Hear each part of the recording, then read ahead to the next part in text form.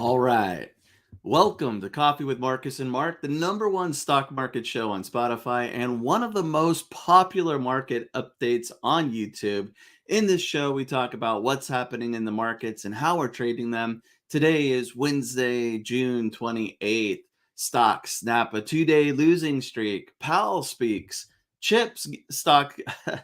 Let's try that again. Chip stocks get some troubling news. Coinbase soars, Pinterest is on the move. Plus, we'll discuss our open positions and what we're looking for in order to roll our Oxy calls. As you can see, there's a lot to talk about, so let's go ahead and get started. If this is your first time here, my name is Mark Hodge. I'm head coach at Rockwell Trading. And on most days, I'm joined by Marcus Heitquarter, Rockwell Trading's founder, but he is on a big road trip with his daughter. So I am handling things on my own. Even though I'm running the show solo today, I promise that you're in good hands. You could say we have a ton of trading experience here at Rockwell Trading, dozens of years, in fact, or decades, you could say. I'm getting old. We know our stuff and we're not afraid to tell it like it is. If you're looking for some honest insight into the world of trading, then you've come to the right place. But before we dive in and show you our trades and how we're tackling these crazy markets, let's take a look at what's moving the markets today. Let me go ahead and share my screen here. And I have the S&P 500 up. And let's first talk about yesterday. Yesterday, the major indices up big, snapping a 2 day losing streak here. You see that the S&P getting right back up to where we were on Thursday of last week. Yesterday closing 1.2% higher. The Dow, similar move, similar story. The Dow yesterday up 0.6%. The NASDAQ making a move as well, up 1.7%. So nice comeback. And then today, things got off to a little bit of a rocky start, opening the session slightly lower. Some of this tied to chips, and we'll take a look at that. And S&P right now flat for the session. The Dow down 0.5%. So the Dow lagging, but the NASDAQ bouncing back after a lower start. The NASDAQ is now positive, up 0.5%, trading right back where we were on Thursday of last week. So some interesting moves today. And the focus today was on Powell. So let me go ahead and pull up the economic calendar in PowerX Optimizer. And we see here that looking at these red flag high importance reports, Fed Chair Powell speaking at 6:30 a.m. Eastern, which is 9:30 a.m. or sorry, 6:30 a.m. Pacific, 9:30 Eastern, right at the market open. This is rare. However, it's because he was overseas. So he was speaking before a panel at the European Central Bank Forum on Central Banking in Sintra, Portugal. And at the panel, Powell said that there is more restriction coming, including the likelihood of more rate hikes. So nothing new there. I mean, that's what we've heard before. He said what's really driving the ongoing restriction and policy is a very strong labor market. Again, not anything really new to add to the story or to give us more information, but you never know what's going to be said or what might come up. If we look at a 5-minute chart here, we could see what happened this morning. We opened lower, drifted sideways, and then started to rally, fill in the gap, now pausing right near yesterday's close. So traders kind of shaking off what Powell said. And again, I didn't see anything that really shed any new light on what the Fed plans to do, just kind of reiterating what we heard at the last Fed meeting and the statement that was made. And it looks like traders didn't see anything to be too worrisome there. Now we could go ahead and go back to PowerX Optimizer, look at the heat map, see what's going on in the overall market. And we see that it's really mixed. There is some red here. Once again, the biggies, the Magnificent Seven, up trading higher. Microsoft up 0.9%, Apple up 0.6%, Google up 1.5%, Meta up 0.5%, Amazon up 1.2%, and Tesla, even though there's been a bunch of downgrades recently, Tesla making a move higher today, up almost 3%. 2.9%, 2.8% right now. So Tesla not back at the highs that were established in mid June, but getting making a move. Looks like it will finish higher for the second day in a row. Now let's take a look at some market movers, and I want to look at chips. Let's take a look at AMD here because AMD and chips in general were on the move pre-market. AMD was down over 3% this morning pre-market. It opened lower, now flat for the trading session. So a nice comeback here. Chips were down pre-market after the Wall Street Journal reported that the U.S. is considering new curbs on AI chip exports to China. This could include the leasing of cloud services to Chinese AI companies. That's also on the table to potentially be restricted. And so AMD was lower, NVIDIA was lower. We look at NVIDIA, and really, even though the news had things moving pre-market, chips bounced right back. Nvidia up for the actual trading session. Actually, I'm sorry, it's down 0.9%, but after the gap lower, we see that we've pretty much filled the gap. Let's use this drawing tool. I'm curious based on yesterday's close. Yeah, down about 3%, 2.9% maybe at the open, getting back, trying to get back to yesterday's close, down 0.8% right now. So still down for the trading session, but making its way back after that news. So seems like chips are pretty resilient to that information right now anyway. And we will see what happens at the end of the day. Let's look at a couple other market movers. I want to look at Coinbase. Look at Coinbase soar. Coinbase up 12, almost 13% yesterday, up again almost 5% today. A 4-day win streak for Coinbase. And let's just see what this move looks like. Let me use this measuring tool. In 4 days, we're up almost 27%. That is huge for Coinbase. Now, it seems like with the Bitcoin move, and this is a little bit delayed, but we see that Bitcoin making this move June 20th, 21st, getting above 30,000, staying above 30,000. That renewed interest in cryptos definitely having an impact on Coinbase and their transactions, crypto transactions is going to be key for profitability there. And we see here that after it IPO'd and ran up, oh, this is Bitcoin. My bad. Let me go back to.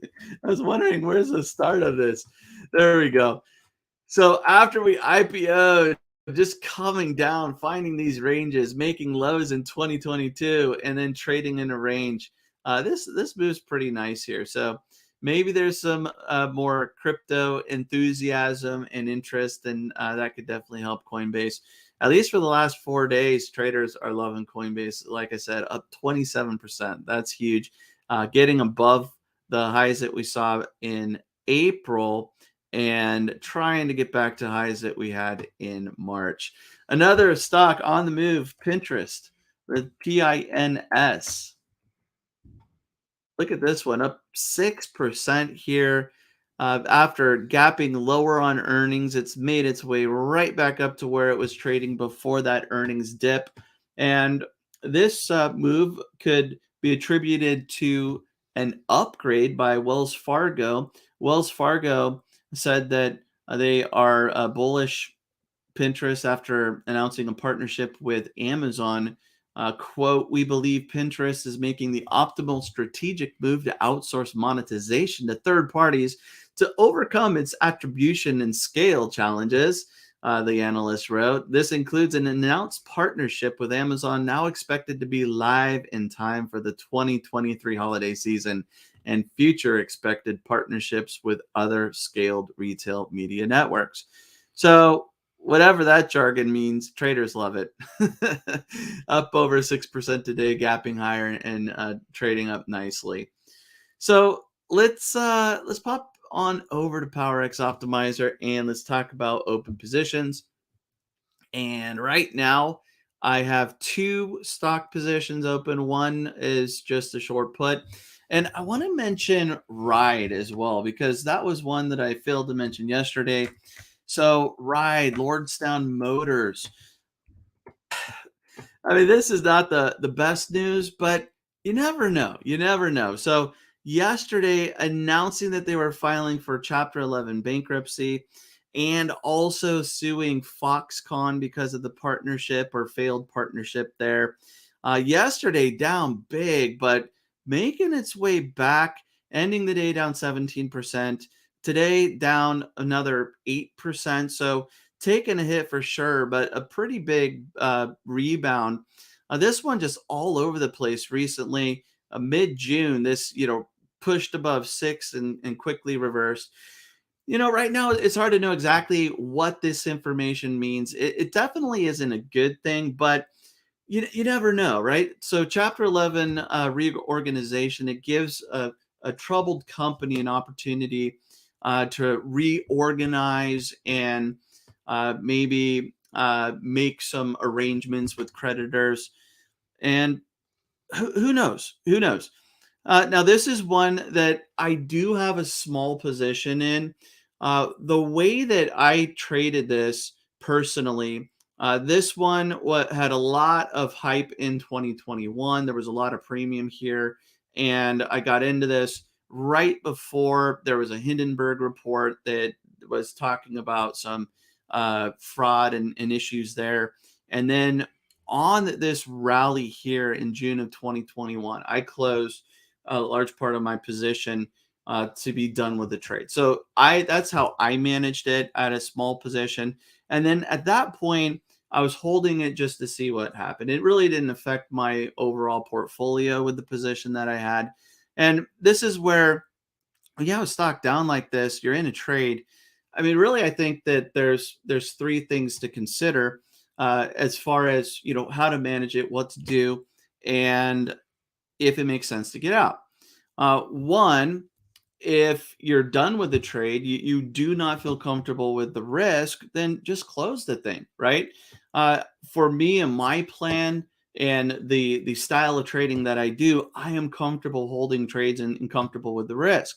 Now, with this one, fundamentally, the story had changed. So that is why I exited uh, a part of the position in 2021, so my risk was manageable, right? I wanted to get out, and that was back here.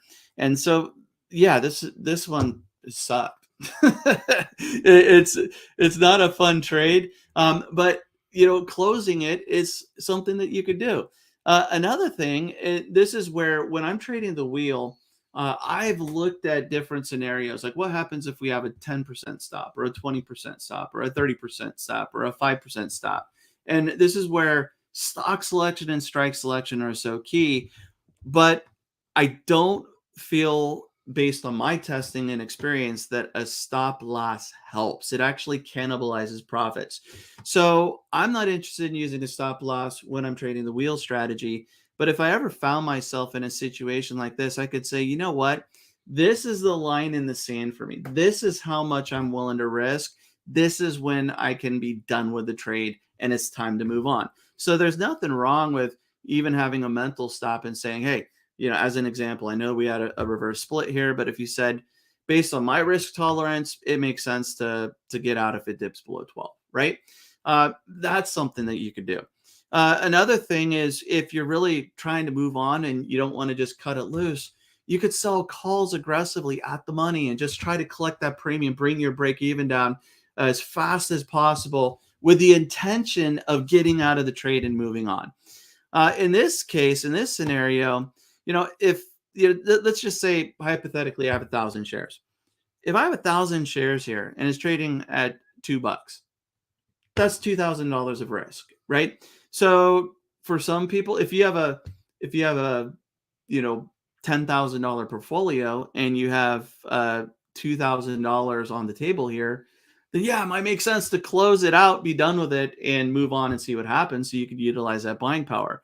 But if you have $1 million portfolio, that extra 2,000 isn't going to matter, right? So you need to figure out what your risk tolerance is. Even before you get into a scenario like this, decide if it makes sense, if there's more potential upside than downside. And we'll see where this ends up. I mean, Hertz filed for bankruptcy and Hertz made a huge comeback. I know that Ride isn't Hertz, but you never know. You never know. So anyway, this is a small position I have, but nothing like the other positions that I currently have open. So I just wanted to address it because Ride did file for Chapter 11 bankruptcy, and they also have either sued or made plans to sue Foxconn. We'll see where that ends up, but it has been a wild ride. Now, open position CSIQ. This one sold the 35 put expiring this Friday. Right now, looking good, up 1.6%. So it doesn't look like we're going to get assigned here. I expect to hold this to the end of the week because it does trade in 5-cent increments. I collected 30 cents on this trade. So getting out at 90% max profit or getting out for a 3-cent exit, a little difficult when it's a stock or options are trading in 5-cent increments. Oxy's looking great. Oxy assigned at 57. Today it was all over the place. Got down to 56.77, got up to 57.50. Right now trading at 57.46. Let's come back to this one because I want to take a look at the wheel calculator. But PNC, this is one where right now I cannot sell calls. My break even is 134.55, so down a little bit. Trading in this range. Have this as an open position, but these are my three core wheel positions for my account. And let's go back to Oxy because I have sold the 57 call for Oxy right now. That is in the money. So if I do nothing and if Oxy's trading at 57.49 at the end of the week, my shares are called away and I'm done with the trade, which I'm okay with, right? But I also like picking up shares at 57. There was some nice support here. This company I like. The Buffett investment definitely helps, and there is some nice support. So I'm happy owning this at 57. So do I want to stay in the trade for another week? I would be fine being in the trade for another week, a couple of weeks, unless there's a significant change in the market environment that I'm not anticipating. That'd be fine for me. So if I want to stay in this trade, I might need to consider rolling, right? Rolling would be buying the short call back and selling another expiration.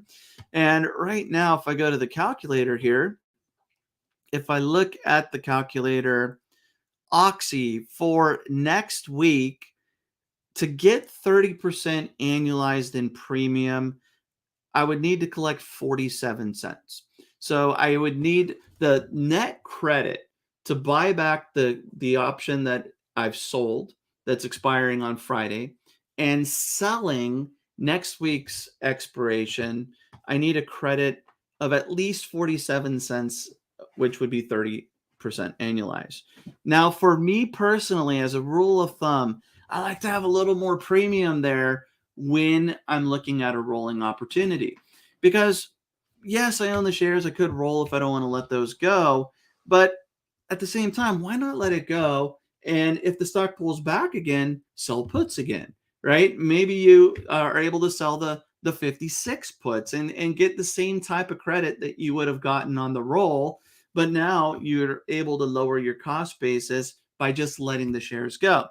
Or by not rolling, you're able to sell the 57 again and just get some huge premium there. So letting things go like Jack in the Titanic can be a good thing. Sorry for that reference. But anyway, 60% annualized is what I'm after. That would be 84 cents. Right now, that's just not possible. I mean, if I'm looking at the 57 strike premium, let's say you get $1.15 on that credit for next week, but you also have to take into consideration what you have to buy back the 57 call for this week. Right now, let's say I have to buy it back for 75 cents. Just simple math, simple numbers. So that means that I might be able to get a credit of 40 cents on the roll. And if I go out to July 7th using the calculator and I plug in 40 cents, we see here, oops, let's try that again. 40 cents, 25% annualized here. Not enough for me. But typically the best time to roll is when you get closer to expiration. So this is something that I'll keep an eye on tomorrow, definitely on Friday.